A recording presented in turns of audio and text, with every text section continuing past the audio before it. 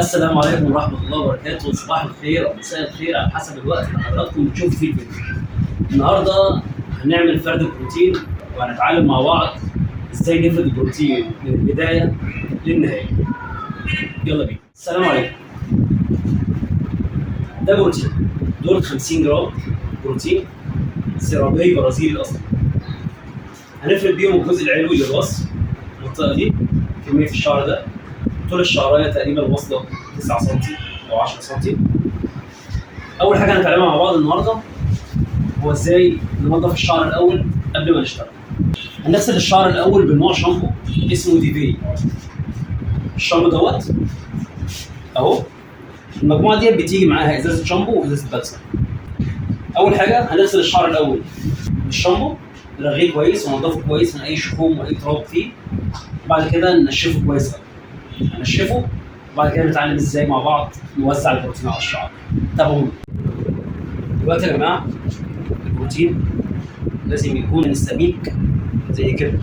البروتين لو كان خفيف زي الميه ده كده يبقى بايظ، لان الطبيعي للبروتين ان هو يكون ماسك في الشعر، ما يدخلش يفروت الشعر عشان ما يضرهاش حاجه. يلا بينا نبدا. دلوقتي احنا هنلم الشعر كله لقدام وهيرجع شعره لورا. هنلم الشعر كله لقدام، وبعد كده هناخد خصله خصله. هناخد ايه؟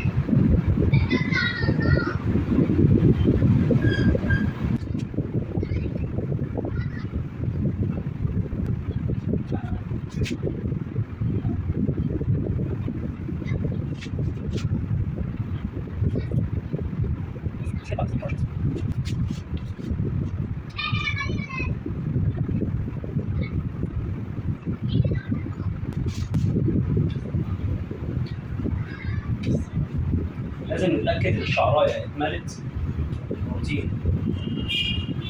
قرب كده، بنسيب زي سنتي كده فاضي وما نحطش عليه البروتين علشان خاطر ما يلسعوش فروه راسه.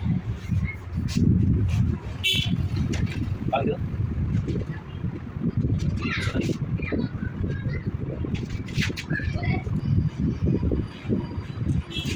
احنا ليه بنشتغل خصله خصله؟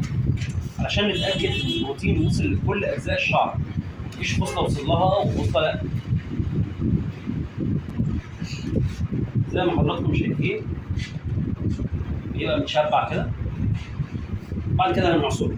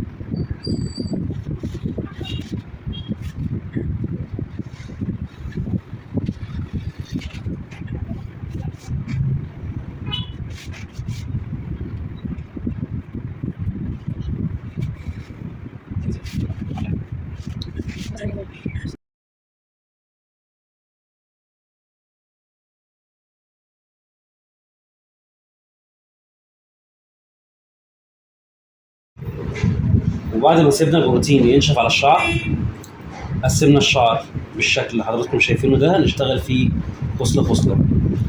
خدنا الخصله اللي تحت دي نسحبها كده،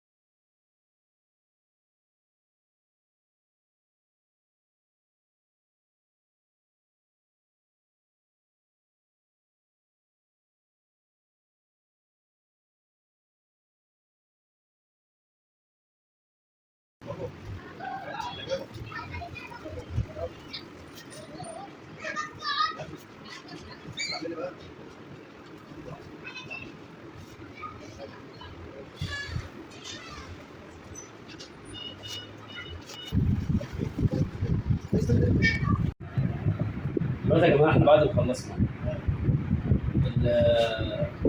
البروتين، الشعريه بقت عامله ازاي؟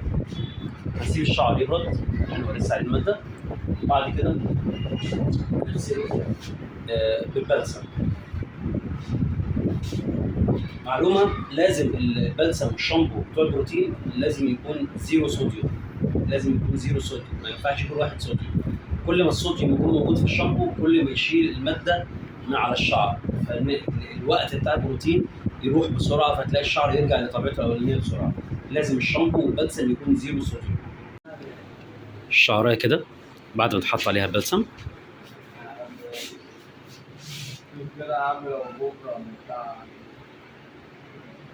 نغسل ونشوف.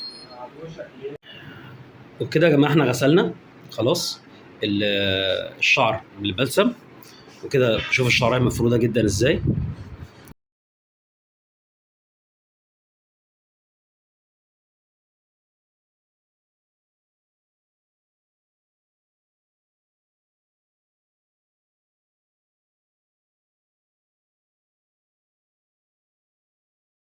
لو عجبك الفيديو اضغط لايك، ولو ما اشتركتش في القناه اشترك وفعل زر الجرس عشان يوصلك كل جديد. السلام عليكم ورحمه الله.